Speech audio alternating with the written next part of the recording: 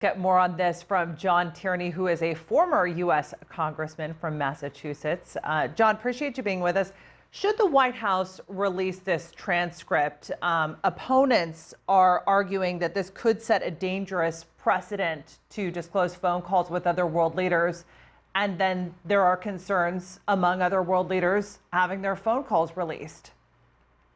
Well, look, if other world leaders aren't involved in a questionable practice, they shouldn't be concerned about having their phone calls released.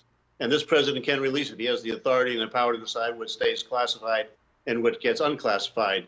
And given the circumstances here and given his track record as just a blatant liar, I think it's obligatory that he release it and let people see just what happened so there can be a decision made as to how to proceed.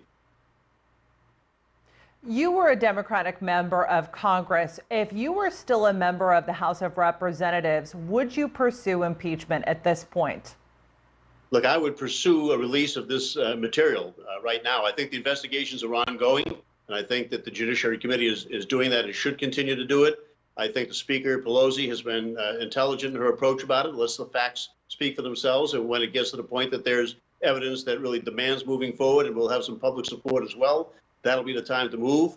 But this issue here with the president, again, obstructing the ability of Congress to do his job may just be that fact that sends this thing to the absolute impeachment process that will have to be required. If he's going to continue to obstruct, if he's going to continue to make practices like this where he's using foreign powers to advance his own political ends, I think that that's something that has to be investigated, and impeachment would probably, if it's true and accurate, be a result. Why are we seeing such a break in the Democratic Party over impeachment? Because there are representatives and senators that are calling for impeachment proceedings to start now, before this transcript is even released. Why is there such a break within the party over this? Well, there are a number of reasons, not the least of which is the Republicans are just absolute puppets for the president, so they're not going to get any support there, which makes this a partisan issue, when in fact it should be an issue of protecting the prerogatives of Congress versus the White House, and Congress doing its job. So some members are in districts where there are probably fewer Trump supporters, and they are able to go out and be very vociferous about this. There are others who feel they're in a much more contentious or divided district, and they want to be a little more cautious to make sure that they can bring their public along. But the fact of the matter is that the facts may just be what propelled this thing to a full-blown hearing and process on that, and his continued obstruction is certainly going to send things in that direction as well. So Trump's personal attorney, Rudy Giuliani, who has been largely running point on this, said in an interview over the weekend that there is a lot of evidence of Hunter Biden's connections with Ukraine and Biden's knowledge of it. If that's the case, what does this mean for Biden's presidential campaign? Well, first of all, it's not the case. There's not a stitch of evidence in that regard. And it's one of the problems with the United States press. They're so timid and afraid to just report the facts as they are. And they always want to set up this false narrative of things on the one hand, on the other hand. There is not any issue or any stitch of evidence that the Bidens were involved in anything that was corrupt or inappropriate. There is, however, a very serious question about this president obstructing Congress's ability to do its job.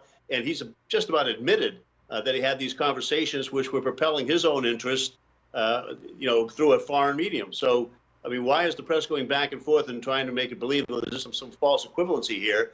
That is one of the reasons why some members are hesitant to go out, because they don't believe the story is being reported full blown. Here's a president who's lying and obstructing, and he has not a stitch of evidence. He has an attorney in Rudy Giuliani who has been known to just do whatever the president wants him to do. If that includes lying and misleading, that seems to be okay with him. And he admitted in one interview alone that he was, in fact, having these kinds of conversations with the president of Ukraine. So, if people start reporting it as it is and reporting the facts, and if that gives people an ability to move forward on this, and if the president is forced to divulge that material and he declassifies it as he should, then we'll get to have an idea of exactly what happened, and people will be able to proceed for what's in the best interest of the country, not what's in the best political interest of Donald Trump.